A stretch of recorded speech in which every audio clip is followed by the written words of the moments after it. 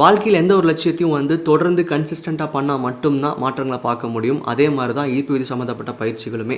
நீங்கள் என்ன தான் தெரிஞ்சு வச்சுருந்தாலும் அந்த பயிற்சிகளை உங்கள் ரெகுலர் டேயில் நீங்கள் உங்கள் டைமை இன்வெஸ்ட் பண்ணி செய்ய முடியாட்டி அதுக்கான அவுட்கம் நம்ம வந்து சீக்கிரமாக பார்க்க முடியாது.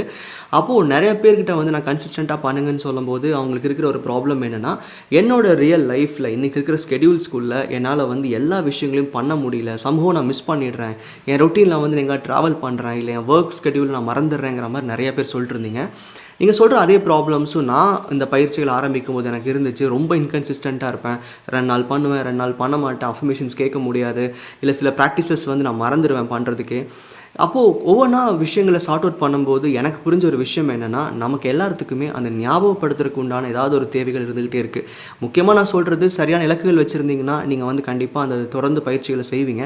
அப்படி இல்லாட்டியுமே நிறைய பேருக்கு இருக்கிற இன்றைக்கி பேசிக்கான காரணம், இன்றைக்கி என்னோடய ஸ்கெடியூலில் ப்ரியாரிட்டைஸ் பண்ண முடியல அப்படிங்கிறது தான்.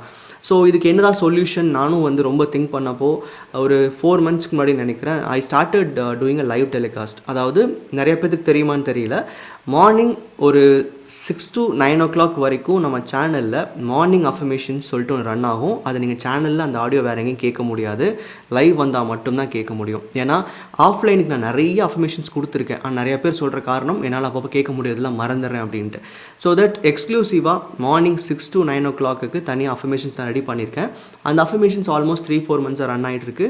தொடர்ந்து டெய்லியும் ஒரு 2000-3000 பீப்புள் பார்க்குறீங்கன்னு தெரியும்.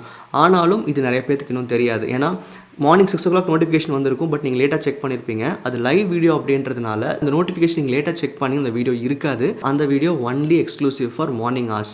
நமக்கு வந்து ஒரு விஷயம் ஈஸியாக கிடச்சிட்டா நம்மக்கிட்ட இருந்தால் அதை நம்ம பண்ணுறதில்ல. ஸோ இதை வந்து ரெஸ்ட்ரிக்ட் பண்ணிட்டு ஒன்லி லைவ் மட்டும் அப்டேட் பண்ணுறேன். ஸோ மார்னிங் 6 to 9 ஏதாவது ஒரு டைம் உங்களுக்கு ஒரு 15 minutes ஸ்பெண்ட் பண்ணி இதை நீங்கள் கேட்க ஆரம்பிக்கலாம். இது பழக்கமாகும் போது உங்கள் டெய்லி ரொட்டீனில் இது ஒரு ஸ்கெடியூல் ஆகிக்கும். அதுக்காக தான் முக்கியமாக பண்ணுறேன்.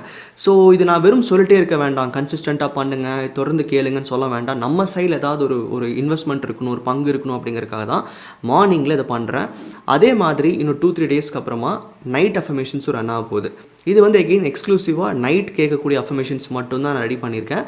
அந்த ஆடியோ வந்து நைட் ஒரு 8:30 to 10:30 வரைக்கும் இப்போ பிளான் பண்ணியிருக்கேன். But basis the recommendation timing மாற்றிக்கலான்ற ஒரு ஐடியா இருக்குது. ஸோ தட் மார்னிங் வரதும் எக்ஸ்க்ளூசிவாக அந்த வீடியோவில் மட்டும்தான் அந்த கண்டென்ட் வரும். நைட் எகெயின் அந்த 8:30 to 10:30 வர அந்த கண்டென்ட் வந்து ஒன்லி ஃபார் லைவ் எக்ஸ்க்ளூசிவ் மட்டும்தான். அந்த ஆடியோ வேறு எங்கேயும் நான் அப்டேட் பண்ணியிருக்க மாட்டேன், வேறு எங்கேயும் சேனலையும் கேட்க முடியாது. இந்த மாதிரி ரெஸ்ட்ரிக்ட் பண்ணுறதுக்கு முக்கியமான காரணம், நீங்கள் அந்த நேரத்தில் இந்த அஃபர்மேஷன்ஸ் கேட்கணுங்கிறது மட்டும்தான். ஸோ 2 hours ரன் பண்ணுறேன், 3 hours ரன் பண்ணுறேன், ஃபுல் டைம் கேட்கணுமானா இல்லை. ஒரு 15 minutes எப்பாவது ஒரு டைமில் அந்த ஓவரால் 2 hours 3 hours ஸ்கெடியூல்லையோ எப்பாவது ஒரு டைமில் ஒரு 15 minutes அதுக்காக ஸ்பெண்ட் பண்ணுங்கள்.